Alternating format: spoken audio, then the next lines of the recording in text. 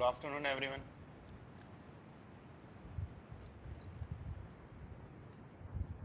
So in last lecture, we studied up to amino acids. Amino acids की applications तक हमने पढ़ लिया था.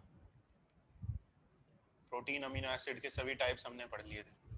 नेक्स्ट आज हम पढ़ेंगे अमीनो एसिड्स के इन बिटवीन जो बॉन्ड बन सकते हैं.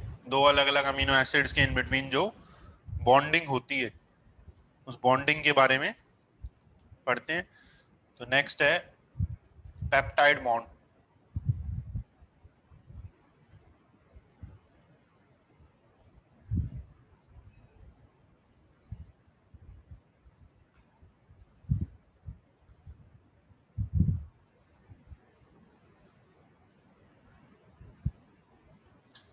Peptide bond. पेप्टाइड बॉन्ड वो बॉन्ड है जो अमीनो एसिड्स के इन बिटवीन होता है. बॉन्ड बिटवीन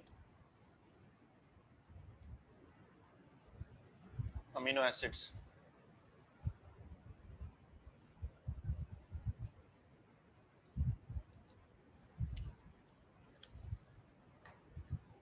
जैसे हमने पढ़ा था शुगर के इन बिटवीन जो बॉन्ड होता है वो ग्लाइकोसिडिक बॉन्ड है. अल्कोहल और एसिड के बीच में जो बॉन्ड होता है वो एस्टर बॉन्ड होता है. अल्कोहल और फॉस्फोरिक एसिड के बीच में जो बॉन्ड होता है वो फॉस्फो एस्टर बॉन्ड होता है. न्यूक्लियोटाइड्स में फॉस्फोडाइएस्टर बॉन्डिंग होती है. ठीक है. ऐसे ही पेप्टाइड बॉन्ड जो होता है ये अमीनो एसिड्स के इन बिटवीन होता है. तो पहले इस बॉन्ड की फॉर्मेशन के बारे में पढ़ते हैं, कैसे बनता है ये बॉन्ड. तो उसके लिए दो अमीनो एसिड्स को हम पहले लिख देते हैं.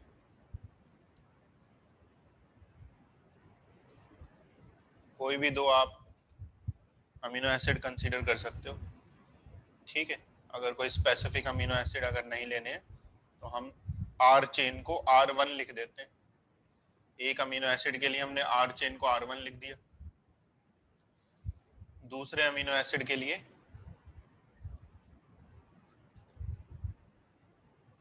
आर चेन को R2 लिख दिया.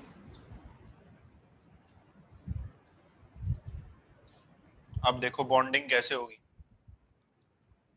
जब बॉन्डिंग होगी तो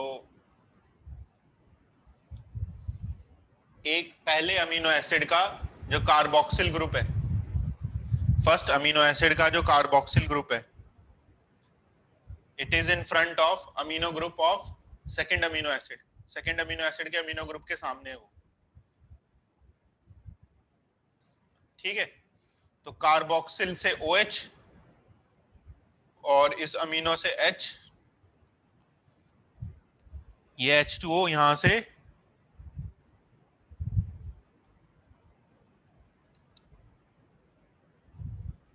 ये H2O यहां से निकल जाएगा.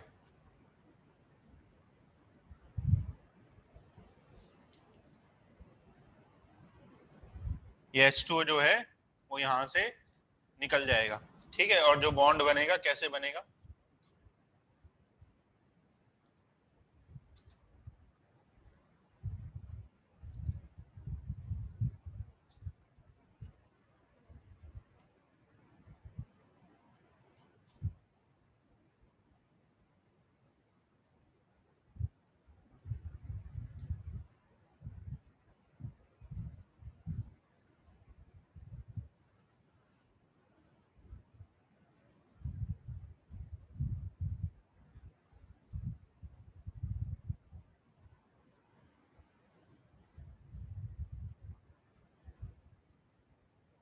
तो ये जो यहाँ बॉन्ड क्रिएट हुआ है in between these two amino acids, this bond is peptide bond, जिससे दो अमीनो एसिड्स जो हैं आपस में जुड़ गए हैं.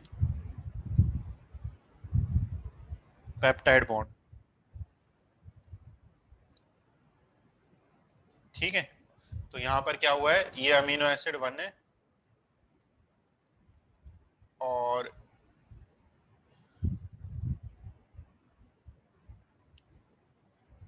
ये हो गया अमीनो एसिड 2 और इन दोनों के जुड़ने से जो बना है ये जो प्रोडक्ट बना है, इस प्रोडक्ट को बोलते हैं डाइपेप्टाइड। डाइपेप्टाइड का मतलब क्या है कि इसमें 2 अमीनो एसिड है। डाइपेप्टाइड का मतलब क्या है कि इसमें 2 अमीनो एसिड है, डाइपेप्टाइड, ठीक है, और वाटर मॉलिक्यूल रिलीज हो गया। तो अगेन बॉन्ड की सिंथेसिस को किस टर्म से हम रेफर करेंगे, ये जो बॉन्ड सिंथेसाइज हो रहा है किस टर्म से रेफर करेंगे?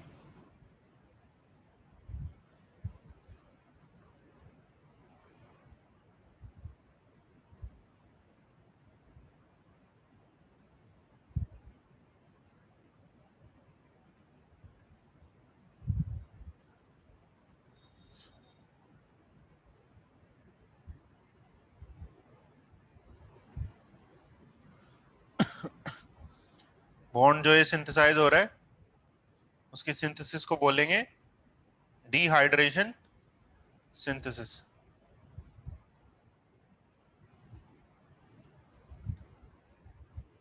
ठीक है, डिहाइड्रेशन सिंथेसिस।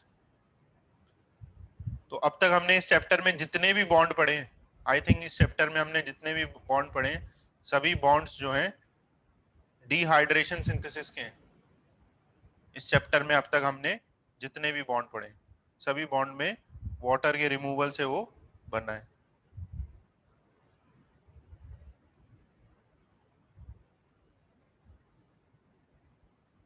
नेक्स्ट आगे पढ़ते हैं। कुछ टर्म्स हैं उनके मीनिंग आप समझ लें। जैसे एक टर्म होती है, ये पेप्टाइड बॉन्ड तो यहाँ हो गया खत्म, ठीक है। कुछ टर्म्स हैं, जैसे एक टर्म यूज होती है पेप्टाइड।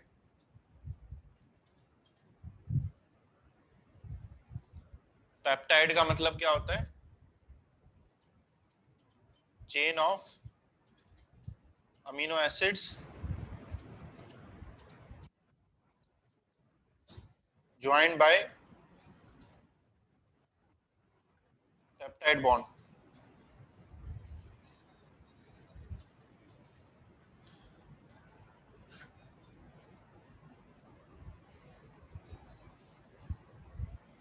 जो पेप्टाइड होता है वो टर्म रेफर करती है अमीनो एसिड्स की चेन को जो आपस में पेप्टाइड बॉन्ड से जुड़े हुए हैं। जरूरी नहीं है कि उसमें 2 ही अमीनो एसिड होंगे, 2 से ज्यादा भी हो सकते हैं, 3 अमीनो एसिड हो, 4 अमीनो एसिड हो। मान लो यहाँ पर तीसरा अमीनो एसिड आ जाए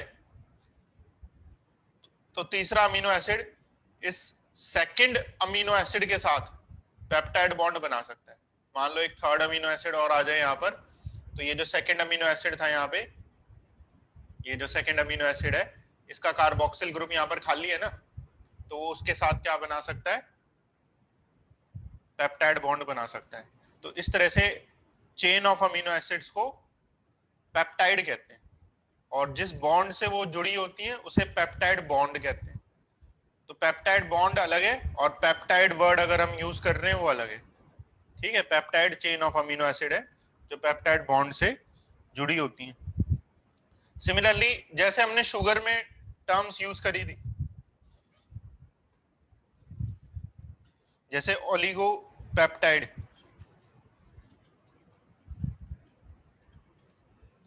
और पॉलीपेप्टाइड। गेस कर सकते हो ओलिगोपेप्टाइड में कितने अमीनो एसिड होंगे? How many amino acids in oligopeptide?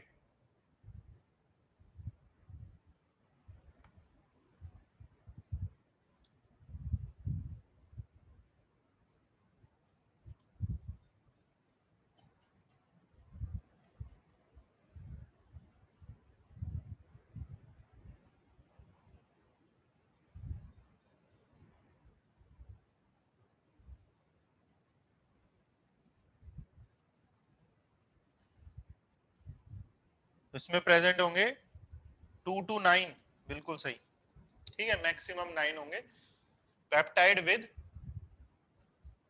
2 to 9 amino acids. जैसे हमने ओलिगोसैकेराइड पढ़ा था, उसमें 2 to 9 मोनोसैकेराइड्स थे, इसमें 2 to 9 अमीनो एसिड्स हैं। पॉलीपेप्टाइड में फिर 9 से ज्यादा हो जाएंगे। पेप्टाइड विद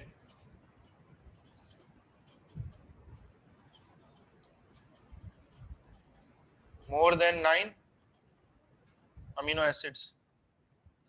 9 से ज्यादा कितने ही हो सकते हैं?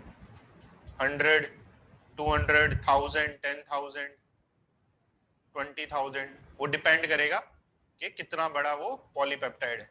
ठीक है, तो ये पेप्टाइड्स हो गए। जो पेप्टाइड्स होते हैं वो चेन्स ऑफ अमीनो एसिड के बने होते हैं, और पेप्टाइड बॉन्ड से उसमें अमीनो एसिड जो हैं आपस में जुड़े होते हैं। नेक्स्ट, इनमें से कुछ हम ओलिगोपेप्टाइड के नेम्स देखते हैं।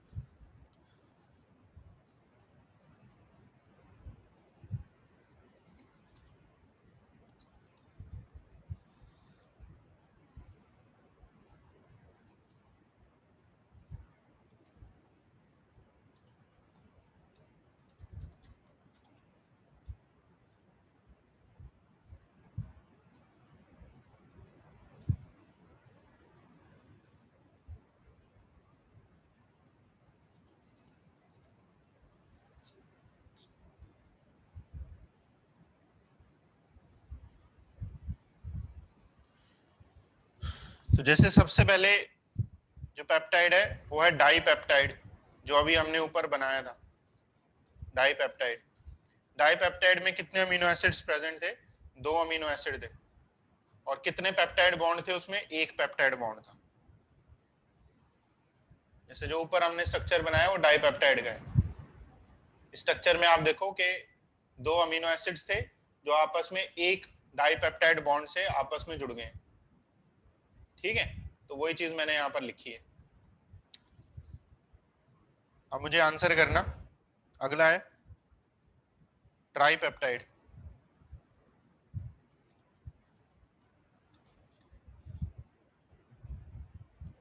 अमीनो एसिड्स इसमें 3 होंगे और पेप्टाइड बॉन्ड का नंबर 2 होगा। बिल्कुल सही, कई बच्चों ने आंसर किया। अमीनो एसिड 3 हो जाएंगे ट्राईपेप्टाइड में, 3 अमीनो एसिड होंगे और 2 पेप्टाइड बॉन्ड होंगे उनके बीच। जैसे पहले और दूसरे अमीनो एसिड के बीच में एक पेप्टाइड बॉन्ड, दूसरे और तीसरे के बीच में एक पेप्टाइड बॉन्ड, तो 2 पेप्टाइड बॉन्ड्स हो गए।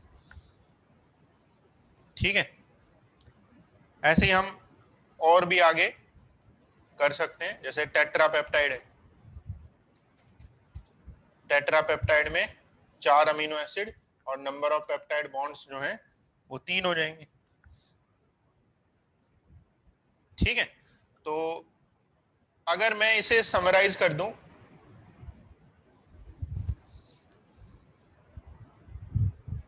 अगर आपको कहा जा रहा है कि एक कोई पॉलीपेप्टाइड है, एक कोई सिंगल पॉलीपेप्टाइड है और उसमें नंबर ऑफ अमीनो एसिड्स जो हैं वो n है, कोई एक पॉलीपेप्टाइड है उसमें number of amino acids n है, तो पेप्टाइड बॉन्ड का नंबर बताओ। अगर अमीनो एसिड्स का काउंट n है तो पेप्टाइड बॉन्ड हो जाएगा यहाँ पर, बिल्कुल सही, n-1। एक कम हो जाएगा ना उससे, यही हम ऊपर ट्रेंड देखते आ रहे हैं, जितने अमीनो एसिड्स का नंबर है उससे एक कम पेप्टाइड बॉन्ड का नंबर है। तो कोई भी एक जनरल में पॉलीपेप्टाइड है, उसमें जैसे उसने लिख दिया कि number of amino acids n है, n कोई भी नंबर हो सकता है, मान लो n की वैल्यू 20 है, तो पेप्टाइड बॉन्ड कितने होंगे इसमें? 20-1 करोगे 19 बचेगा। ठीक है, तो इस तरह का इस पे क्वेश्चन आएगा, वो डायरेक्ट पूछेगा, कोई सा एक नेम लिख देगा, जैसे ट्राईपेप्टाइड लिख देगा और पूछेगा बताओ उसमें अमीनो एसिड कितने और पेप्टाइड बॉन्ड कितने। इस तरह का डायरेक्ट एक क्वेश्चन आता है। तो ये हो गया यहाँ पर पेप्टाइड्स के बारे में। एप्लीकेशंस भी होती हैं कुछ पेप्टाइड्स की हमारी बॉडी में या दूसरे ऑर्गेनिजम्स में। Applications of peptides in living organism, different living organism की बॉडी में पेप्टाइड्स के role.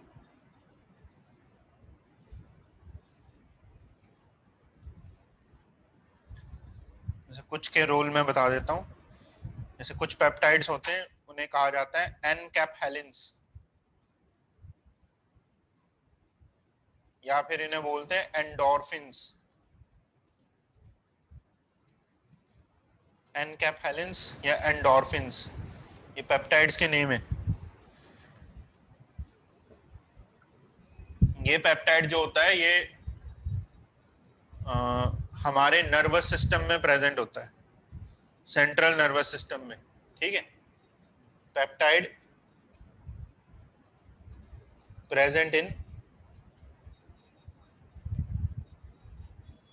our CNS. It acts as natural painkiller.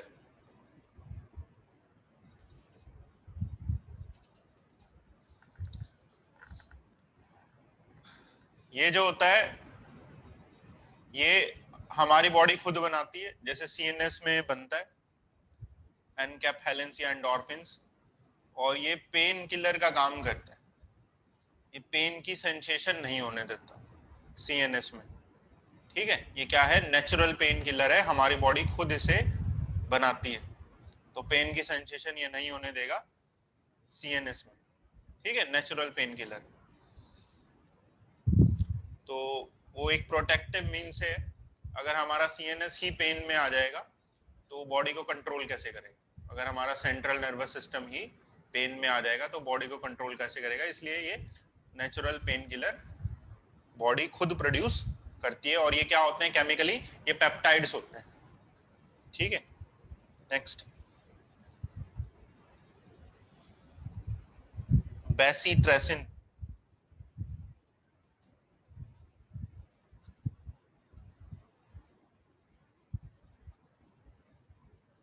Peptide antibiotic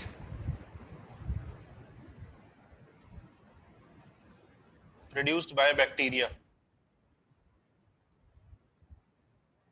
मैंने आपको इस चैप्टर की स्टार्टिंग में बताया था एंटीबायोटिक सेकेंडरी मेटाबोलाइट्स होते हैं जो कुछ बैक्टीरिया प्रोड्यूस करते हैं। एंटीबायोटिक क्या होते हैं? सेकेंडरी मेटाबोलाइट्स होते हैं जो कुछ बैक्टीरिया प्रोड्यूस करते हैं दूसरे बैक्टीरिया को मारने के लिए। तो जैसे एक ये एंटीबायोटिक है बेसिट्रेसिन।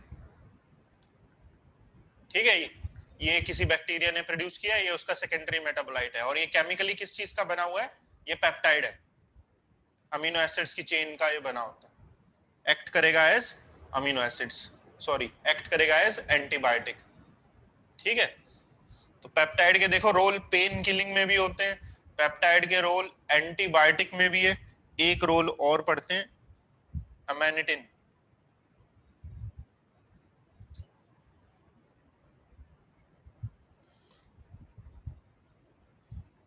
ये होता है फंगल पॉइजन, फंगस का एक ये पॉइजन होता है,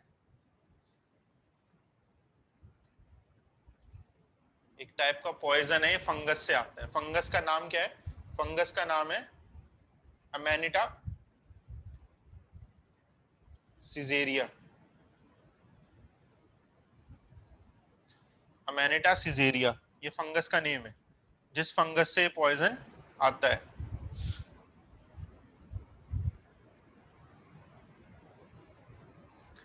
बेसिट्रेसिन बैक्टीरिया का नाम नहीं है, एंटीबायोटिक का नाम है। बेसिट्रेसिन क्या है? पेप्टाइड एंटीबायोटिक है।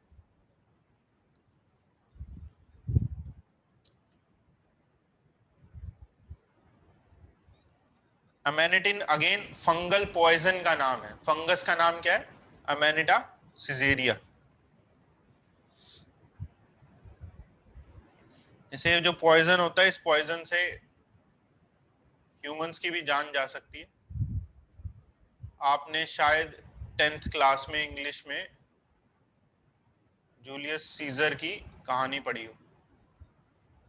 या अगर ऑनलाइन में ना भी पढ़ी हो सकता है। ठीक है, तो उस कहानी में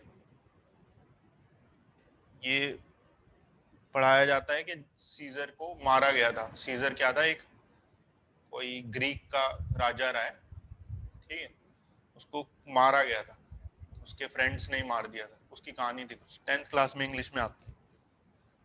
तो उसे इसी पॉइजन से मारा गया था, तो वहीं से इस फंगस का नेम यहाँ पर सिजेरिया पड़ गया।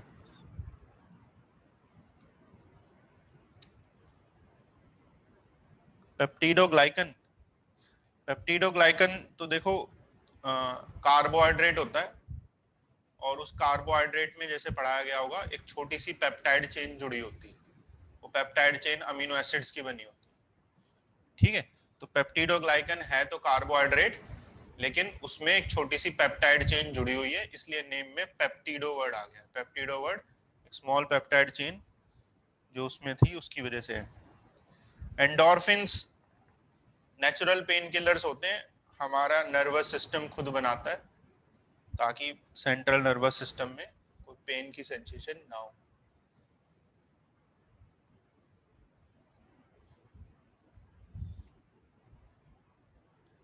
तो ये हो गया यहाँ पर पेप्टाइड्स के बारे में कंप्लीट।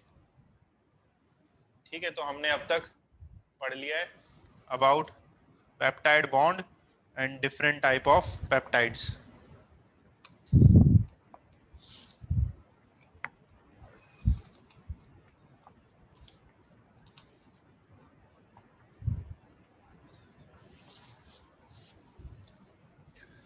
तो अब हम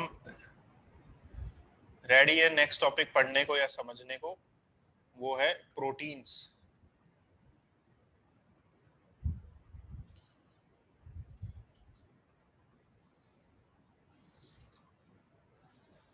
proteins,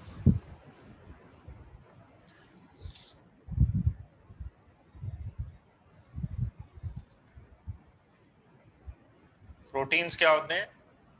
proteins are हेट्रोपॉलीमर्स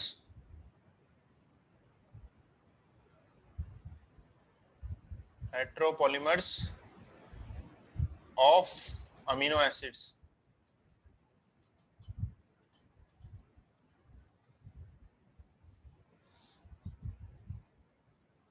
proteins heteropolymer होते हैं, होमोपॉलीमर नहीं होते। हेट्रोपॉलीमर का मीनिंग क्या था कि जिसके एक से ज्यादा क्या हो, मोनोमर के टाइप्स हो। मोनोमर के टाइप्स एक से ज्यादा तरह के हो, उसे हेट्रोपॉलीमर कहते हैं। जैसे हमने लास्ट लेक्चर में ही पढ़ा था, जो अमीनो एसिड्स प्रोटीन में मिलते हैं वो कितने टाइप्स के होते हैं? How many types of amino acids are present in protein? क्या लिखवाया था मैंने? 20 टाइप्स, बिल्कुल सही। 20 टाइप्स के जो अमीनो एसिड थे वो प्रोटीन के स्ट्रक्चर में मिलते हैं। तो प्रोटीन क्या हो गया? हेट्रोपॉलीमर हो गया ना, उसके एक से ज्यादा टाइप के मोनोमर्स हैं। जैसे डीएनए या आरएनए भी हेट्रोपॉलीमर थे। न्यूक्लियोटाइड्स अलग अलग टाइप के होते हैं, ठीक है, based on nitrogenous base ATGC. तो डीएनए आरएनए भी हेट्रोपॉलीमर थे। हाँ, जो पॉलीसेकेराइड्स थे, पॉलीसेकेराइड्स में हमने होमोपॉलीमर भी पढ़ा था और हेट्रोपॉलीमर भी पढ़ा था। पॉलीसेकेराइड में दोनों कैटेगरी हमने पढ़ी थी। नेक्स्ट,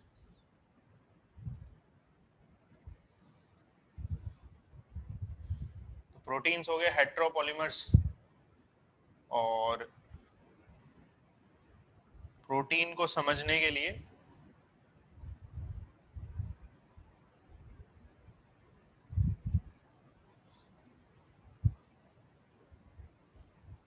प्रोटीन्स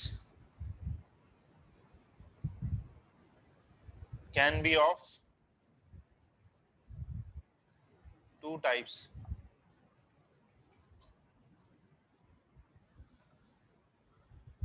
दो तरह के प्रोटीन हो सकते हैं बेस्ड ऑन के उसका स्ट्रक्चर कैसा है। स्ट्रक्चर के बेसिस पर प्रोटीन दो तरह के हो सकते हैं। कौन कौन से दो तरह के हैं?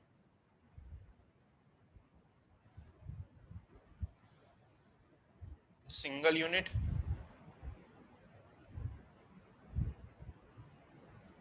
प्रोटीन,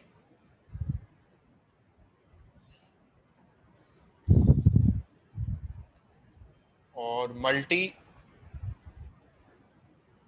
सब यूनिट प्रोटीन्स,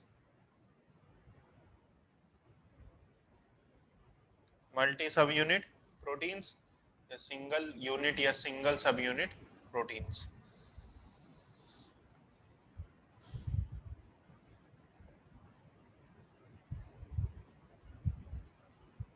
तो स्ट्रक्चर के बेसिस पर सबसे पहला है इसका सिंगल यूनिट प्रोटीन्स। किसे बोलते हैं? Polypeptides, polypeptides with 50 polypeptides with 50 और मोर amino acids, with 50 or more amino acids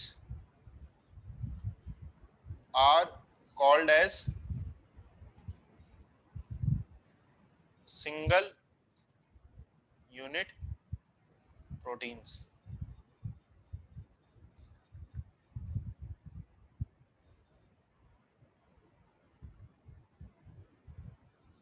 कोई एक पॉलीपेप्टाइड है, पॉलीपेप्टाइड अभी हमने पढ़े थे ना, जिनमें 9 से ज्यादा अमीनो एसिड्स हो, वो पॉलीपेप्टाइड है। अब मान लीजिए कोई एक पॉलीपेप्टाइड है जिसमें एटलीस्ट 50 अमीनो एसिड्स हैं, या फिर 50 से ज्यादा, कितने भी ज्यादा हो सकते हैं। मिनिमम कंडीशन क्या है कि 50 होने चाहिए, 50 से ज्यादा ऊपर कितने ही हो सकते हैं। तो कोई एक ऐसा पॉलीपेप्टाइड जिसमें 50 या 50 से ज्यादा अमीनो एसिड्स हैं, उन पॉलीपेप्टाइड्स को हम प्रोटीन्स कहते हैं। उन पॉलीपेप्टाइड्स को क्या कहते हैं? प्रोटीन्स। और कौन सी कैटेगरी का प्रोटीन होता है वो? Single unit proteins. अब मान लीजिए कोई एक पॉलीपेप्टाइड है जिसमें 49 अमीनो एसिड्स हैं। कोई एक पॉलीपेप्टाइड है जिसमें 49 अमीनो एसिड्स है, हम उसे प्रोटीन नहीं बोल सकते। That polypeptide is not protein, उसे हम सिंपली पॉलीपेप्टाइड कहेंगे। मान लो अगर किसी पॉलीपेप्टाइड में 49 अमीनो एसिड्स हैं, तो उसे हम पॉलीपेप्टाइड नहीं, उस पॉलीपेप्टाइड को हम प्रोटीन नहीं बोल सकते, उसे हम सिंपली पॉलीपेप्टाइड कहेंगे। ठीक है, तो मैं अब एक स्टेटमेंट बोल रहा हूं, आप लोग बताना ट्रू है कि फॉल्स है। मुझे समझ में आ जाएगा अगर आपको आ गया है समझ।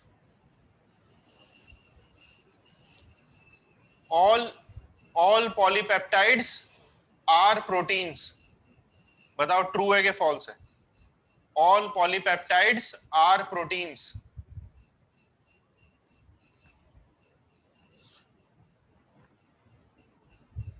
क्या सभी पॉलीपेप्टाइड प्रोटीन होते हैं? आपने सही आंसर दिया है, नहीं होते, फॉल्स है ये स्टेटमेंट। ठीक है, क्यों नहीं होते? क्योंकि कोई एक पॉलीपेप्टाइड जिसमें 50 से कम अमीनो एसिड है वो प्रोटीन नहीं है। अब दूसरी स्टेटमेंट, ट्रू या फॉल्स बताना। All proteins are polypeptides. All proteins are polypeptides. क्या सभी प्रोटीन पॉलीपेप्टाइड होते हैं? बिल्कुल होते हैं, सभी प्रोटीन पॉलीपेप्टाइड की कैटेगरी में आते हैं। क्योंकि पॉलीपेप्टाइड क्या है? जिसमें 9 से ज्यादा अमीनो एसिड हो, 9 से ज्यादा कुछ भी हो सकता है, तो प्रोटीन उसी रेंज में आ जाएंगे, 50 या 50 से ज्यादा। ठीक है, तो आई थिंक ये यहां पर क्लियर हो गई है स्टेटमेंट्स। ठीक है, नेक्स्ट, मल्टी सब यूनिट प्रोटीन्स, इन्हें पढ़ते हैं, ये क्या होते हैं? प्रोटीन्स which consist of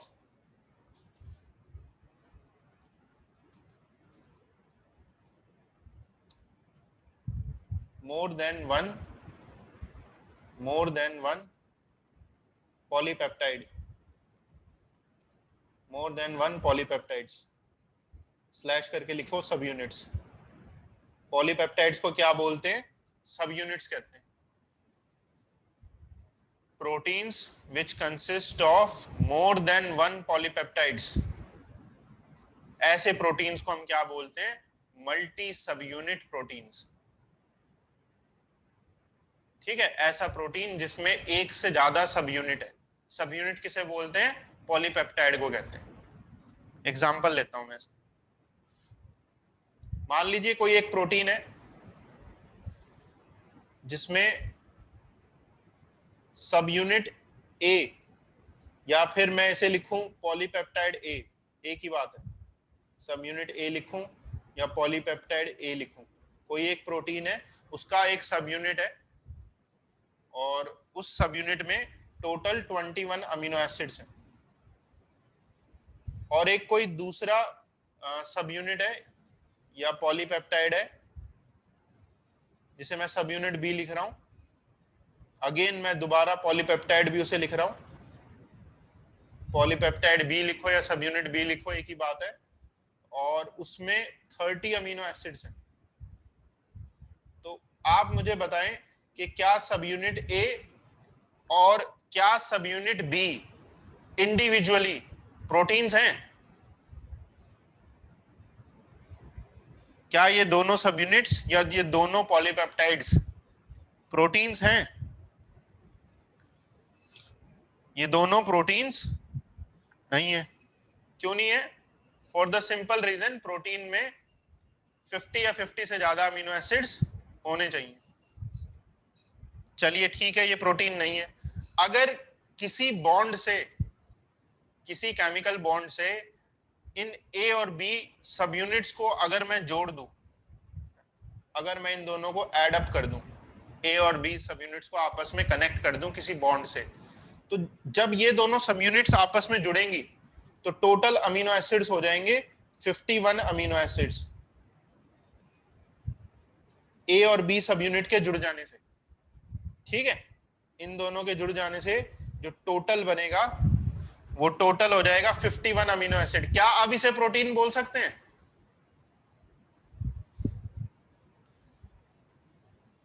क्या अब इसे हम प्रोटीन बोल सकते हैं? अब हम इसे बोल सकते हैं प्रोटीन, क्योंकि ये 50 या 50 से ज्यादा की कंडीशन को सेटिस्फाई कर रहा है। ये प्रोटीन कौन सा होता है? Insulin protein. कौन सा प्रोटीन है ये? Insulin protein. ये इंसुलिन प्रोटीन का मैंने आपको एग्जांपल लिया है। इंसुलिन प्रोटीन एक ऐसा प्रोटीन है जिसके दो सब यूनिट्स होते हैं, मतलब वो दो छोटे छोटे पॉलीपेप्टाइड्स का बना होता है। एक पॉलीपेप्टाइड को कहते हैं पॉलीपेप्टाइड ए, दूसरे को कहते हैं बी। दोनों ही पॉलीपेप्टाइड में 50 से कम अमीनो एसिड्स हैं, लेकिन जब वो दोनों पॉलीपेप्टाइड आपस में जुड़ जाते हैं, किसी बॉन्ड से जुड़ जाएंगे, तो जिससे क्या होगा, उस ओवरऑल प्रोटीन में 50 से ज्यादा अमीनो एसिड हो गए। कितने हो गए? 51 हो गए। तो अब इसे हम बोल सकते हैं प्रोटीन, और ऐसे प्रोटीन को हम क्या कहते हैं? मल्टी सब यूनिट प्रोटीन। आई थिंक ये दोनों कैटेगरीज समझ में आ गई होंगी, सिंगल यूनिट और मल्टी सब यूनिट। जो मल्टी सब यूनिट वाला है उसमें बहुत सारे पॉलीपेप्टाइड होंगे, और सिंगल यूनिट वाले में एक ही पॉलीपेप्टाइड होगा और वो बड़ा होगा। एक ही पॉलीपेप्टाइड होगा, वो 50 से या 50 से ज्यादा वाला होगा। ठीक है, नेक्स्ट। तो ये हुआ प्रोटीन की इंट्रोडक्शन, कुछ प्रोटीन के examples.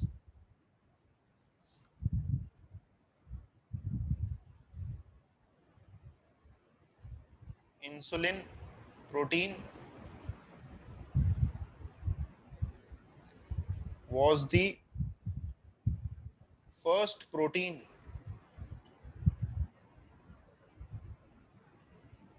to be sequenced.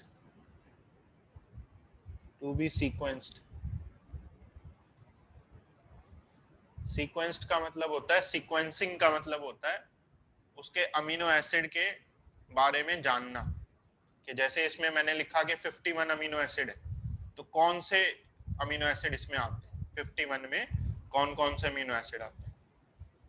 Sequence का मतलब है order, order of amino acids. Protein के अंदर जो अमीनो एसिड्स का ऑर्डर है, सीक्वेंस है, वो किस ऑर्डर में है कि पहला अमीनो एसिड कौन सा है उसके स्ट्रक्चर में, दूसरा अमीनो एसिड कौन सा है, तीसरा कौन सा है, सो ऑन, जितने भी हैं, उसे सीक्वेंसिंग या सीक्वेंस्ड यहाँ वर्ड यूज किया गया है। तो इंसुलिन पहला प्रोटीन था जिसके अमीनो एसिड सीक्वेंस को डिड्यूस किया गया। किसने डिड्यूस किया? Frederick Frederick Sanger. Frederick Sanger, इस पर्सन को बाद में नोबेल प्राइज भी मिला था ये इंसुलिन के स्ट्रक्चर को बताने के लिए। नेक्स्ट, दूसरा है कोलेजन। कोलेजन जो है ये मोस्ट अबंडेंट प्रोटीन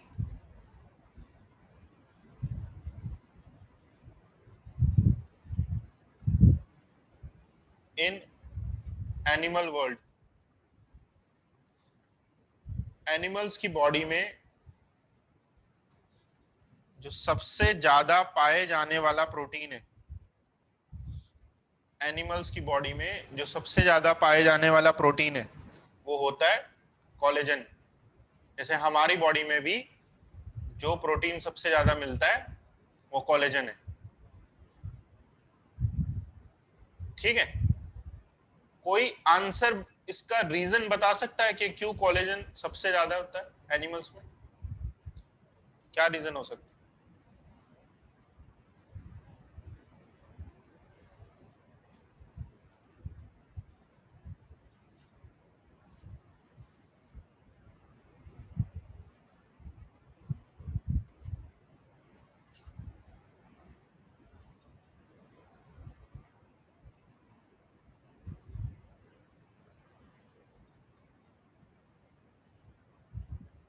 जैसे कुछ बच्चों ने करेक्ट आंसर दिया है, जैसे लिखा है एक बच्चे ने, कनेक्टिव टिश्यू की मैट्रिक्स में होता है which is the most abundant tissue. ठीक है, हमारी बॉडी में कनेक्टिव टिश्यू की अमाउंट सबसे ज्यादा होती है और उसकी मैट्रिक्स में प्रेजेंट होता है कोलेजन। तो जो टिश्यू हमारी बॉडी में सबसे ज्यादा है उसकी मैट्रिक्स में जो प्रोटीन पाया जा रहा है वो प्रोटीन भी ज्यादा होगा। ठीक है, तो इसी वजह से जो कोलेजन प्रोटीन है वो मोस्ट अबंडेंट है पूरे एनिमल वर्ल्ड में। ये ह्यूमन की बात नहीं हो रही, पूरे एनिमल किंगडम में ये प्रोटीन सबसे ज्यादा पाया जाता है।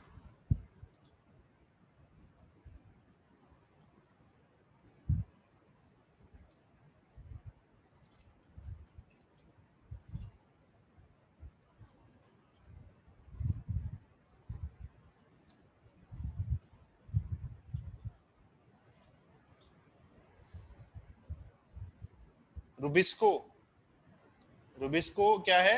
Most abundant protein in plants and whole biosphere. Whole biosphere.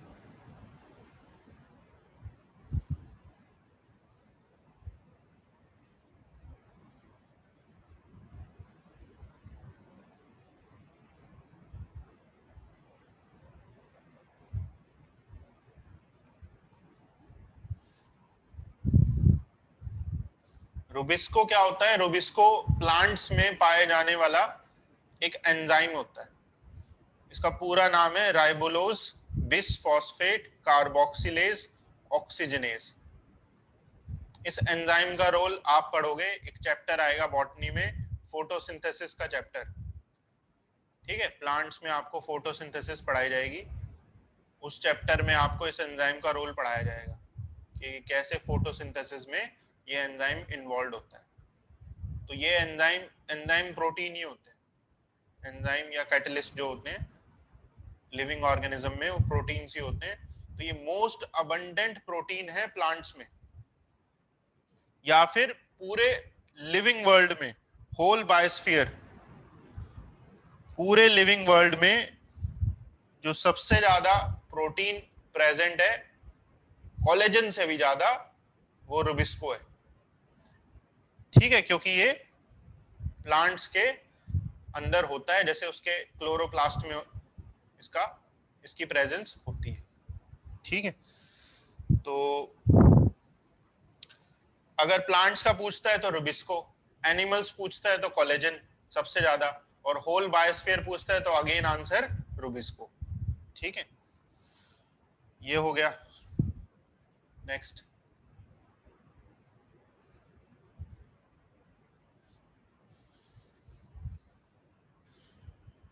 Title.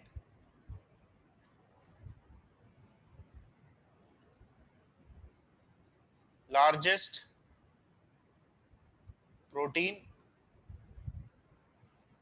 In humans.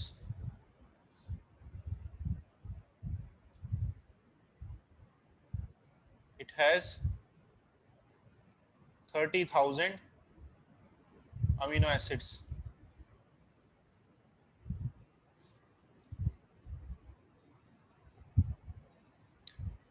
Title जो है ये हमारी बॉडी में पाए जाने वाला सबसे बड़ा प्रोटीन है। टाइटिन नाम छोटा सा लग रहा है, लेकिन इसका साइज सबसे ज्यादा बड़ा है ये हमारी बॉडी में। जैसे 30,000 अमीनो एसिड जब जुड़ जाते हैं तब एक ये प्रोटीन बनता है, टाइटिन। 30,000 अमीनो एसिड्स के जुड़ने से, तो आप इमेजिन कर सकते हो इसका साइज बहुत ज्यादा बड़ा होगा। इनफैक्ट जो जो मॉलिक्यूलर वेट, जैसे हम जब देखते हैं मॉलिक्यूलर वेट डाल्टन में देखते हैं ना, तो डाल्टन में जब मॉलिक्यूलर वेट देखा जाता है तो प्रोटीन्स का जो मॉलिक्यूलर वेट है वो सभी पॉलीमर्स में सबसे ज्यादा आता है। जो प्रोटीन का जो मॉलिक्यूलर वेट है वो सभी पॉलीमर्स में हमारी बॉडी में सबसे ज्यादा आता है, तो इनका वेट भी क्या होता है, ज्यादा होता है। जैसे YouTube पे एक वीडियो है, अभी मत खोल के बैठ जाना, ठीक है। तो वो वीडियो है टाइटिन के नेम को प्रोनाउंस करने की।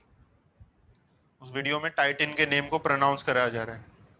जैसे इसकी स्ट्रक्चर में 30,000 अमीनो एसिड है, तो एक पर्सन बैठा हुआ है बहुत सारे पेज लेके, उन पेज पे इसका पूरा एक नाम है टाइटिन का।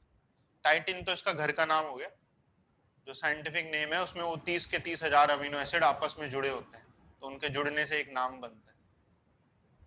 तो वो पर्सन वो पेज लेके बैठा है बहुत सारे, और वो एक प्रोटीन का नाम बस प्रोनाउंस कर रहा है, और उसको पूरा नाम पढ़ने में 3.5 घंटे लगते हैं। इसलिए कह रहा हूँ अभी मत खोल के बैठना, ठीक है, जब खाली टाइम हो। तो प्रोटीन का जो स्ट्रक्चर है, जैसे हमने देखा इंसुलिन में 51 अमीनो एसिड थे, टाइटिन में इतने सारे हो गए, तो इसका स्ट्रक्चर काफी कॉम्प्लेक्स हो सकता है। प्रोटीन का स्ट्रक्चर सिंपल से लेकर काफी कॉम्प्लेक्स हो सकता है। ठीक है, तो अगर हमें प्रोटीन का स्ट्रक्चर समझना है, अगर हमें प्रोटीन का स्ट्रक्चर क्या है समझना है, तो उसके स्ट्रक्चर को ब्रेक कर देते हैं अलग अलग लेवल्स में। अलग अलग लेवल्स में प्रोटीन के स्ट्रक्चर को ब्रेक कर देते हैं, और हर लेवल का एक ऑब्जेक्टिव बना लेते हैं कि इस लेवल में हम प्रोटीन के स्ट्रक्चर के बारे में ये चीज पढ़ेंगे, तो वो उन ऑब्जेक्टिव्स को पढ़ लेते हैं। तो इस तरह से प्रोटीन के स्ट्रक्चर के कुछ लेवल्स होते हैं। कितने लेवल्स होते हैं? 4 लेवल्स होते हैं। वो है next topic, levels of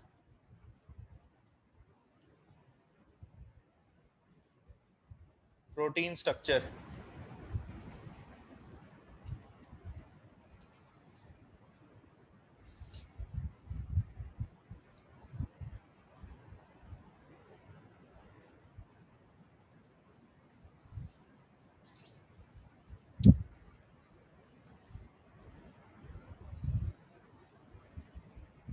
protein के स्ट्रक्चर के 4 लेवल्स होते हैं। सबसे पहला लेवल है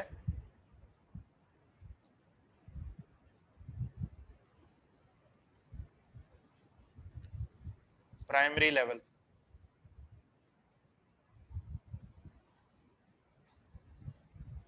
प्राइमरी लेवल इसे वन डायमेंशनल स्ट्रक्चर भी बोलते हैं। वन डायमेंशनल स्ट्रक्चर, या फिर वन डायमेंशनल को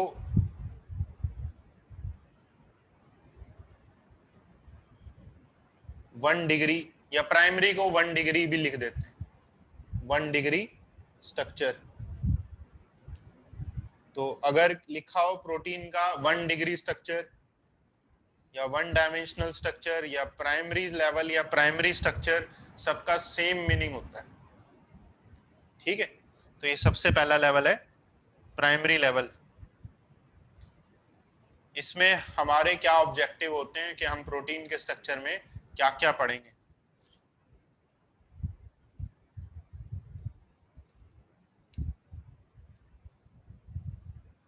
in this level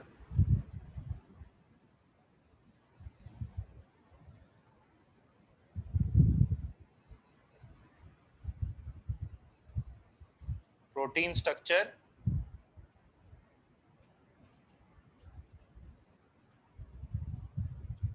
is studied for,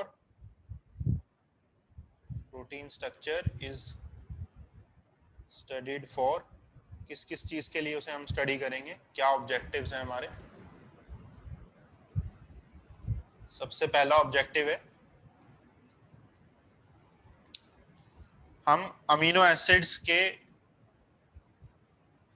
number को देखेंगे या काउंट करेंगे कि एक प्रोटीन में कितने अमीनो एसिड्स हैं, या फिर एक प्रोटीन अगर कोई मल्टी सब यूनिट प्रोटीन है तो उसमें कितने पॉलीपेप्टाइड्स हैं और उन पॉलीपेप्टाइड्स में कितने अमीनो एसिड्स हैं। जैसे इंसुलिन है, इंसुलिन के पॉलीपेप्टाइड ए में कितने अमीनो एसिड हैं, बी में कितने हैं, उन सबको हम काउंट करेंगे या एनालाइज करेंगे।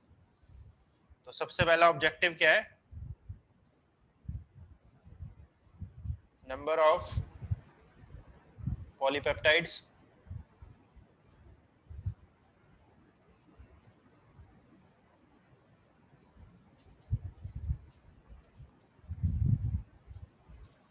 प्रेजेंट इन प्रोटीन, उसे हम स्टडी करेंगे कि कौन कौन से उसमें कितने उसमें पॉलीपेप्टाइड प्रेजेंट है, एक प्रेजेंट है, एक से ज्यादा प्रेजेंट है।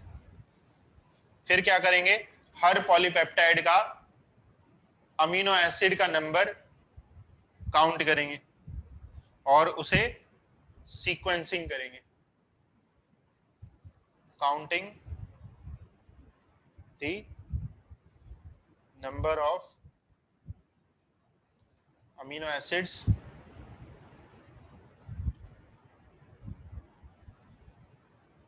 इन प्रोटीन, प्रोटीन के स्ट्रक्चर में कितने अमीनो एसिड्स हैं। ठीक है, फिर उन अमीनो एसिड्स के सीक्वेंस को हम बनाएंगे, अमीनो एसिड्स के सीक्वेंस को हम बनाएंगे, sequencing of amino acids.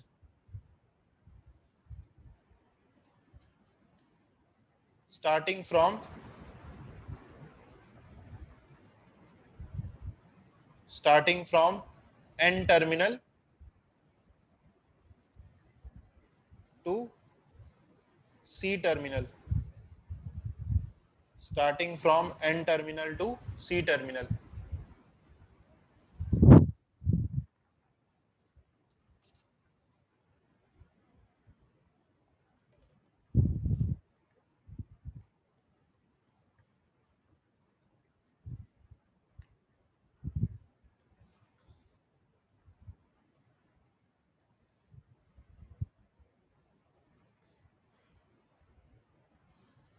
N या सी टर्मिनल के लिए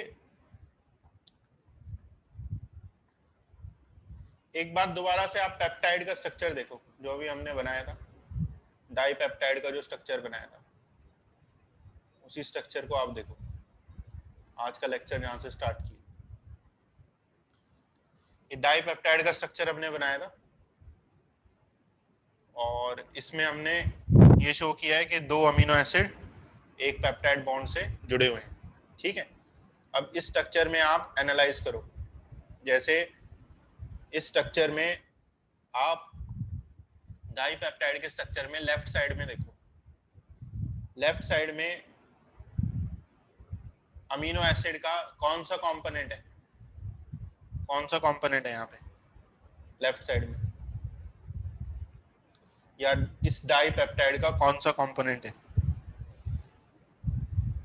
लेफ्ट मोस्ट एंड पर, आपके नोटबुक के लेफ्ट मोस्ट एंड पर या स्क्रीन पे लेफ्ट साइड में यहाँ पर अमीनो एंड है, अमीनो एंड। ठीक है, या अमीनो ग्रुप है, इसलिए इस एंड को बोलते हैं एन टर्मिनल। इस एंड को क्या बोलते हैं, एन टर्मिनल। इसे यहां पर लिख लो, एन टर्मिनल।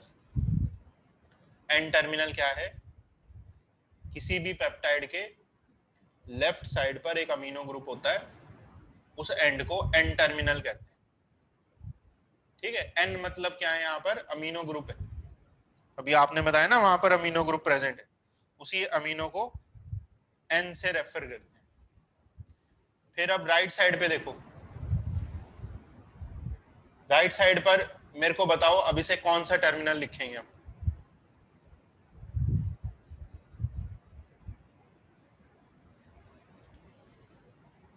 राइट साइड पर यहां पर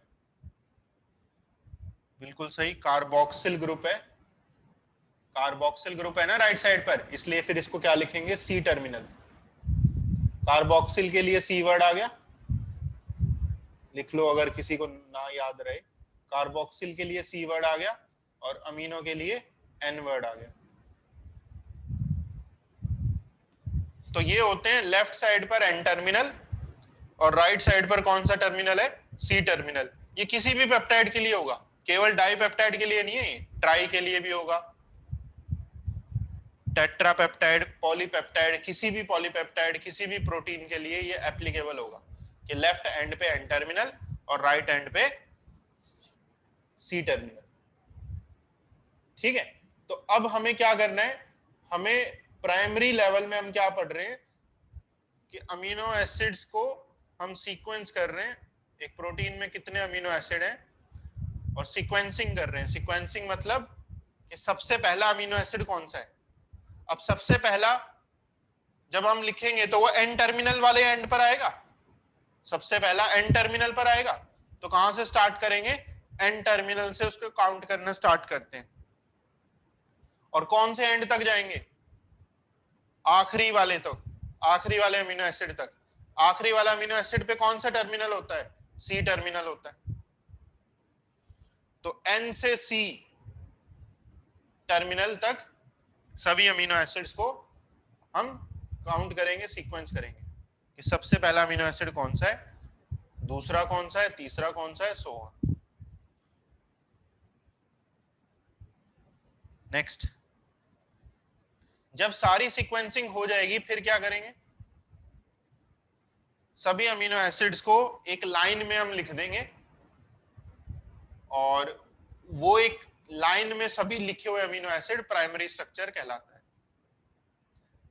ठीक है, तो all amino acids are written in a straight line, are written in a straight line from N to C terminal, N से C टर्मिनल की तरफ सभी अमीनो एसिड्स को एक लाइन में हम लिख देंगे। ठीक है, वो कहलाएगा उसका प्राइमरी स्ट्रक्चर। जैसे मैं आपको एक स्ट्रक्चर यहाँ पर बनाकर दिखा देता हूँ, हालांकि वो स्ट्रक्चर एनसीईआरटी में गिवन नहीं है। ठीक है, आपके अंडरस्टैंडिंग के लिए एक स्ट्रक्चर यहाँ पर बनाकर दिखा देता हूँ।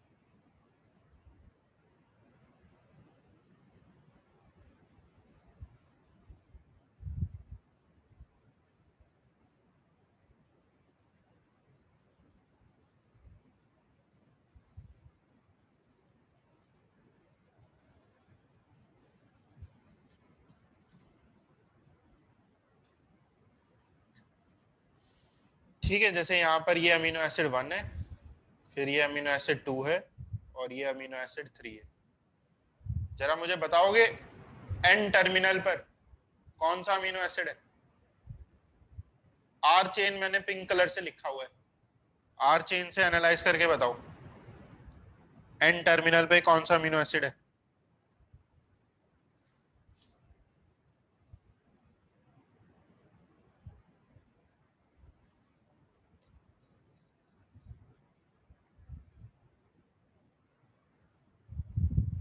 एन टर्मिनल पर है, बिल्कुल सही, एलेनिन।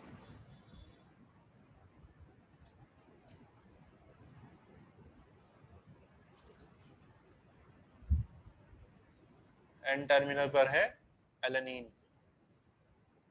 फिर वो पेप्टाइड बॉन्ड बना रहा है दूसरे के साथ, दूसरा बताओ। CH2OH लगा है, अल्कोहलिक वाला है ये, CH2OH।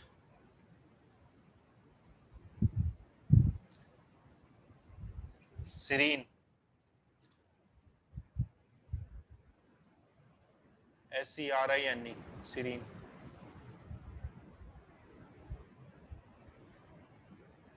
और तीसरे वाला बताओ, CH2SH, SH वाला,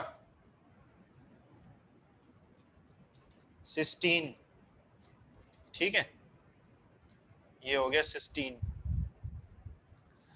तो देखो मैंने यहाँ पर 3 अलग अलग अमीनो एसिड बना दिए और बीच में उनके पेप्टाइड बॉन्ड भी अलग से ग्रीन कलर से मैंने शो किया हुआ है। ठीक है, और N और C टर्मिनल यहाँ पर मेंशन्ड है। तो इस तरह से एक स्ट्रेट लाइन में सभी अमीनो एसिड्स को हम लिख देंगे। उसी एक स्ट्रेट लाइन को क्या बोलते हैं? प्राइमरी लेवल या प्राइमरी स्ट्रक्चर, 1 डायमेंशनल स्ट्रक्चर या 1 डिग्री स्ट्रक्चर।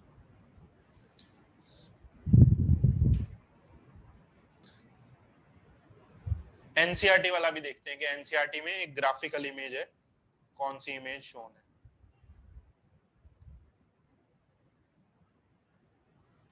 अब देखो एनसीईआरटी में प्रोटीन तो स्टार्ट यहाँ कर दिया है, पता नहीं कौन सा पेज नंबर है ये, पेज नंबर 147 पे प्रोटीन स्टार्ट कर दिया है।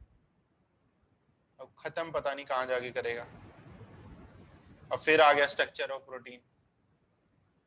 ठीक है, पेज नंबर 149 पे ऐसे ही आगे पीछे करके पूरा चैप्टर कंफ्यूज कर रखा है इसमें। तो इसमें आप देखो यहाँ पर सबसे पहले ये प्राइमरी स्ट्रक्चर है,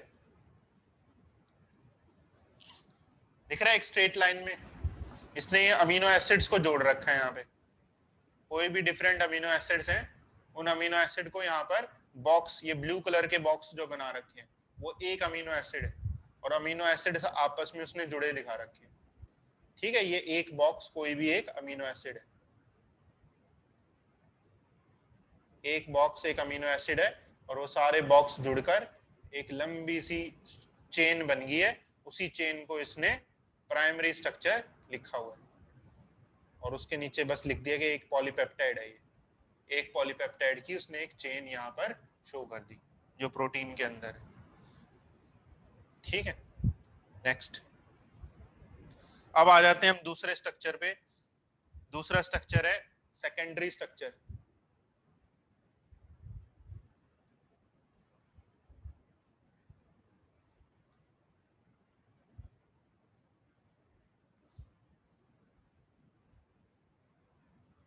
सेकेंडरी स्ट्रक्चर को हम 2 डायमेंशनल या 2D स्ट्रक्चर भी लिखते हैं। 2D लिखो, 2 डायमेंशनल एक ही बात है, या 2 डिग्री स्ट्रक्चर भी लिखते हैं।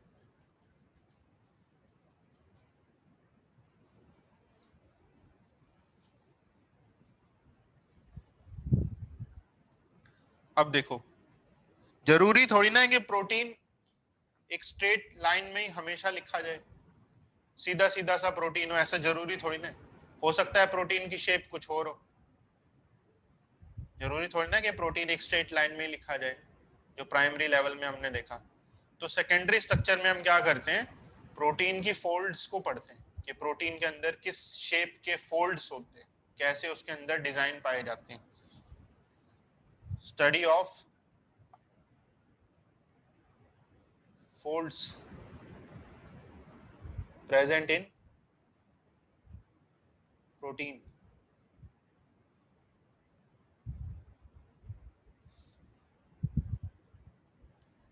तीन तरह के फोल्ड्स होते हैं जो प्रोटीन्स में आते हैं, तो सेकेंडरी स्ट्रक्चर थ्री टाइप्स के हो गए, three types of folds.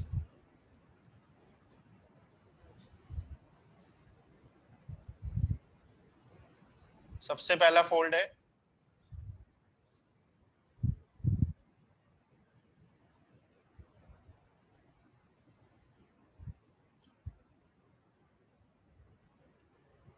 Alpha helix.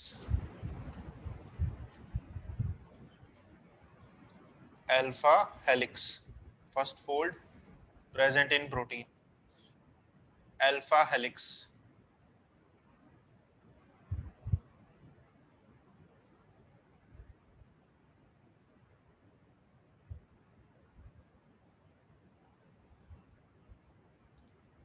Alpha helix की शेप देखते हैं। अल्फा हेलिक्स की शेप है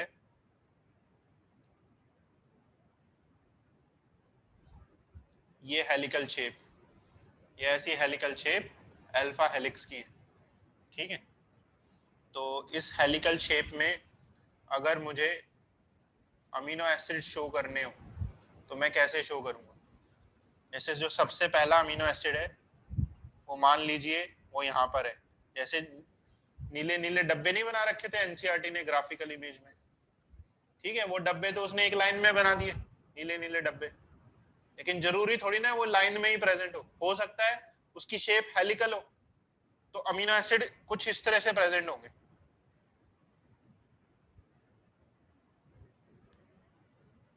अमीनो एसिड जो है वो ऐसे हेलिकल मैनर में प्रेजेंट है, आपस में जुड़े हुए हैं पेप्टाइड बॉन्ड से, बिल्कुल सही है, लेकिन वो ऐसे हेलिकली क्या है, प्रेजेंट है, ठीक है। Through out this helical chain. तो यहां पर ये जो एक नीला डब्बा है ये अमीनो एसिड है। एन टर्मिनल कहां पर है? एन टर्मिनल यहां पर है, और इस एंड पर कौन सा है? सी टर्मिनल है, जो सबसे आखिरी अमीनो एसिड रहेगा।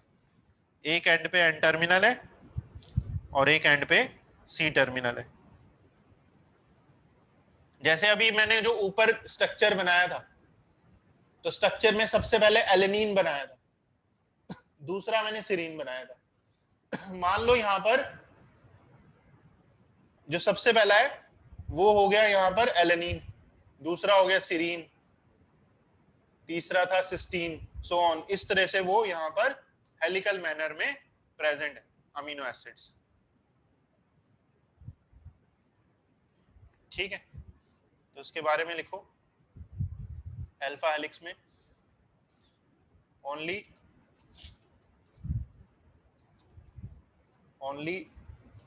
Right handed helix is present in protein. Protein में ओनली राइट हैंडेड हेलिक्स होती हैं, ठीक है।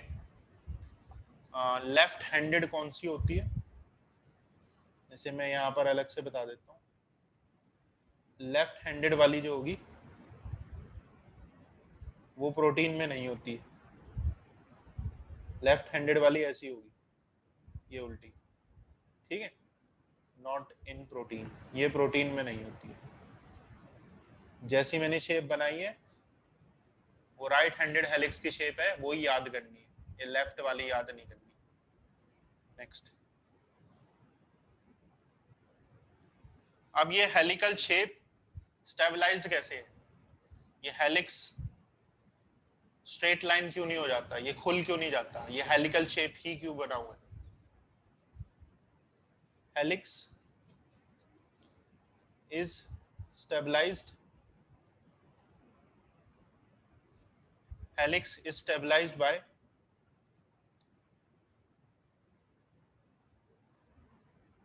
Intra molecular hydrogen bonding, intramolecular hydrogen bonding इन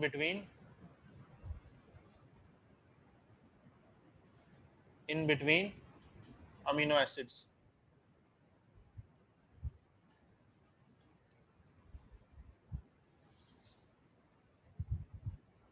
इन between amino acids.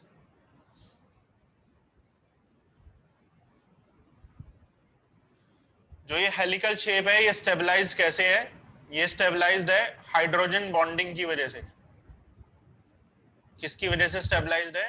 Hydrogen bonding की वजह से। हाइड्रोजन बॉन्डिंग किसके बीच में है?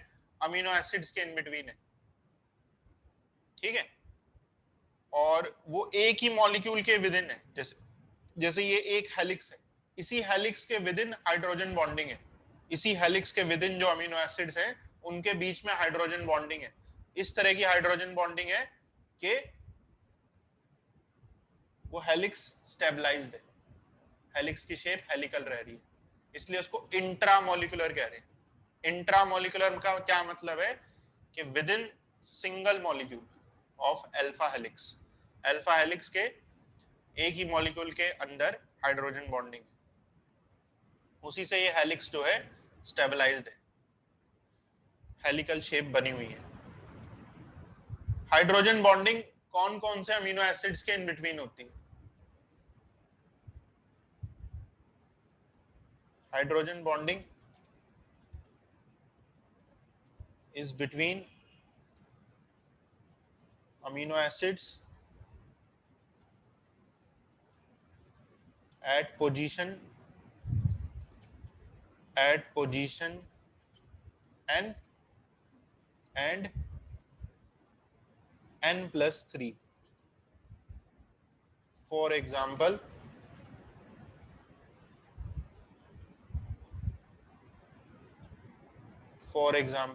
अगर n की वैल्यू 1 है तो इसका मतलब क्या है कि अमीनो एसिड 1 हाइड्रोजन बॉन्डिंग बनाएगा कौन से अमीनो एसिड के साथ? Amino acid 1 forms hydrogen bond with, किसके साथ बनाएगा? With amino acid 4। जो 1 है वो 4 के साथ बनाएगा। इस तरह से अमीनो एसिड 2 बनाएगा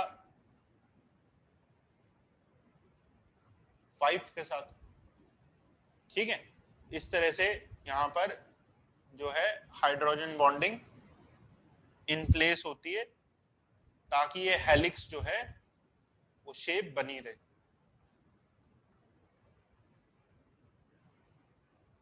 ठीक है।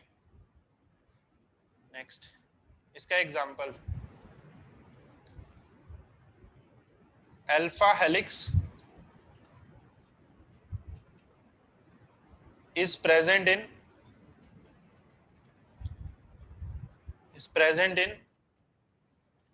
keratin protein.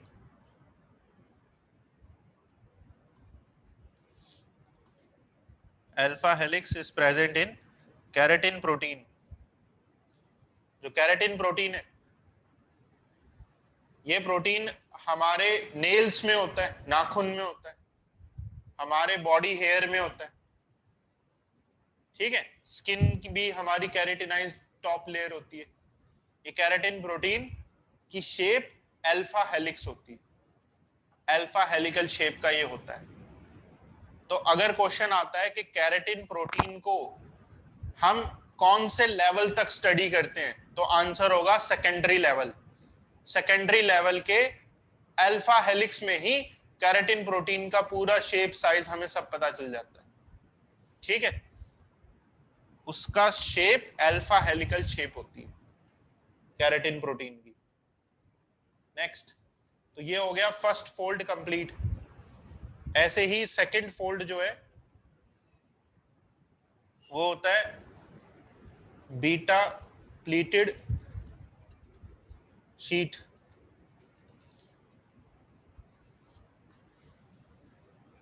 Beta pleated sheet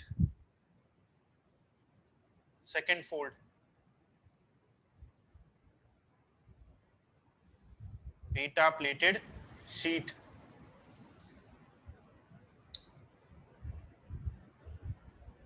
तो इसमें आप इसका भी एक स्ट्रक्चर बनाते हैं पहले।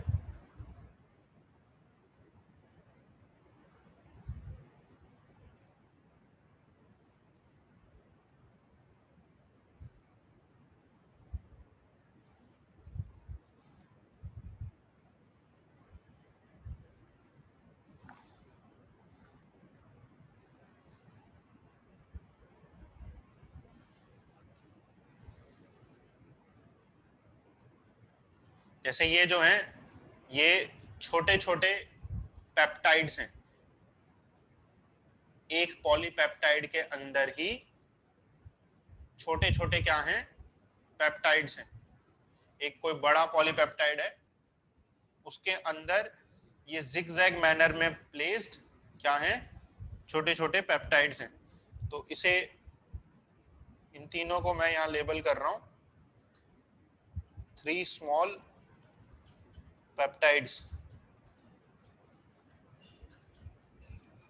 within one large polypeptide।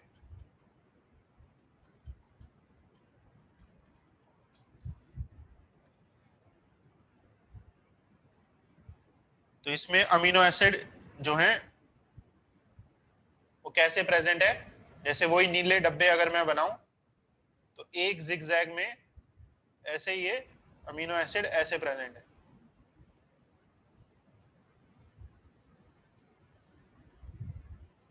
ठीक है, ज्यादा डब्बे में नहीं बनाता। एक सेकंड।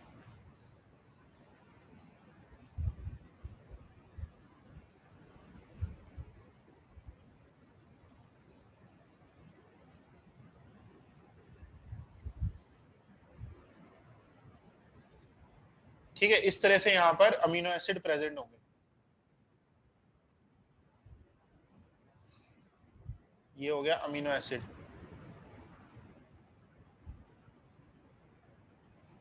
इसका एक तरफ है एन टर्मिनल, एक तरफ है सी टर्मिनल। ऐसे ही तीनों पेप्टाइड के एन और सी टर्मिनल है, और ये तीनों आपस में जुड़े हुए हैं। कैसे जुड़े हुए हैं, हाइड्रोजन बॉन्ड से।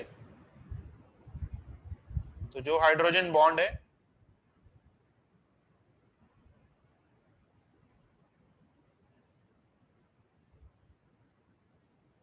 इस तरह से आप डैश लाइन में शो कर दो।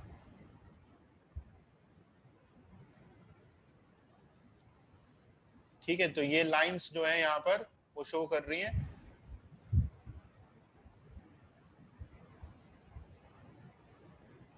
Inter molecular hydrogen bonding, hydrogen bonds. जैसे छोटे छोटे 3 स्मॉल अलग पेप्टाइड है, उनके बीच में हाइड्रोजन बॉन्डिंग है, तो वो इंटर मॉलिक्यूलर होगी। 2 अलग अलग मॉलिक्यूल्स के बीच में है, तो इंटर मॉलिक्यूलर। इंट्रा मॉलिक्यूलर क्या था कि एक ही मॉलिक्यूल के अंदर अगर हाइड्रोजन बॉन्डिंग है, उसको इंट्रा मॉलिक्यूलर हमने बोला था। लेकिन अगर अलग अलग के बीच में है तो इंटर मॉलिक्यूलर। ठीक है, प्लीटेड का मतलब क्या होता है, प्लीटेड का मतलब होता है जिगजैग। प्लीटेड का मतलब क्या होता है, प्लीटेड का मतलब है जिगजैग मैनर। तो जिगजैग मैनर में प्रेजेंट एक शीट की तरह अपीयर कर रही है।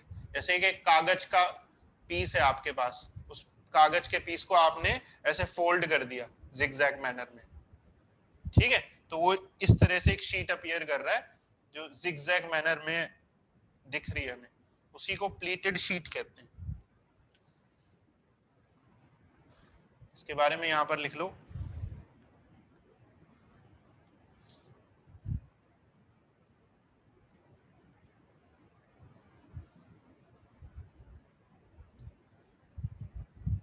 डिफरेंट स्मॉल पेप्टाइड्स